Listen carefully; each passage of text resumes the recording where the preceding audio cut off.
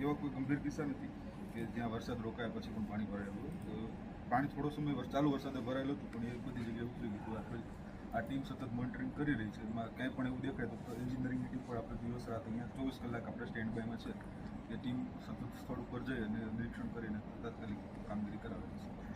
Spot identify કર્યા છે કે આ જગ્યાએ જે પ્રકારની સ્થિતિ હોય એ મુજબ એના ઉપર વધુ ફોકસ કરવામાં આવે. જેમ કે અત્યારે ચોમાસું છે, આપણે કોઈ પણ કોથોલ હોય, પાણી ભરાણા હોય તો એને રિલેટેડ મોનિટરિંગ પ્લસમાં કોઈ હેવી એવું લાગે તો આપણા ફાયર છે, પોલીસ છે, દવા આપણે હોસ્પિટલ છે, એમની મુજબ ઓપરેટરો કોન્ટેક્ટ કરીને જાણ કરતા હોય છે.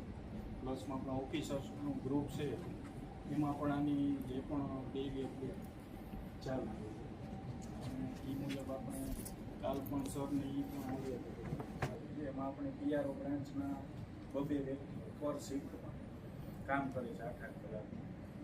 તો એ પણ આપણું ચાલુ હોય કે ત્યાં પણ આપણે 3 ટેલિફોન કન્ટિન્યુ ચાલુ હોય.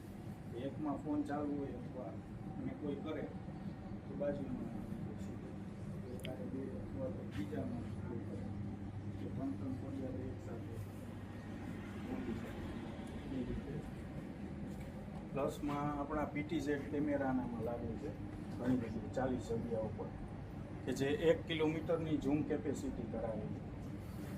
તો આપણે ઝૂમ પણ કરી લાંબુ છું અને કાંઈ એવી સ્થિતિનો તાળ મેળવવો હોય તો આપણે મેળવી શકતા હોય. જેમાં મોટા ભાગે પોલીસને એને ઘણીવાર આપણા જ કેમેરા યુઝ કરીને સફળતાઓ મળે છે. આપણે કેનલ એરિયામાં આપણે ઘણા આત્મહત્યા કરતા અથવા તો ફરવા જતા હોય બચાવી લેતા હોય અથવા તો કોઈ ખૂન ખરાબ હોતો હોય.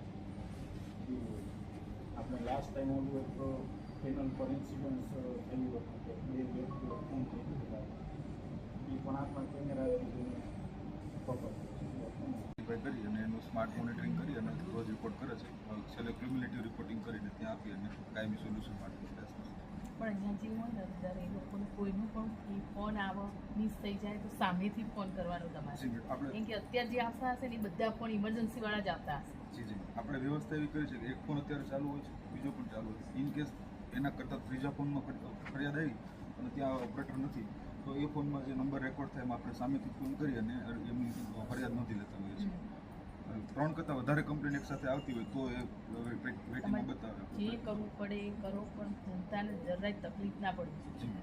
કોઈને કોઈ સાધન ફસાઈ ગયું, કૂવો પડ્યો તો તરત બેરિકેડ કરાવો, એમાં વેક્સ ન ખાઓ, જે થતો હોય બધું કરો, પણ કોઈને કંઈ તકલીફ ના પડે એ બધો પ્રયત્ન કરવાનો છે.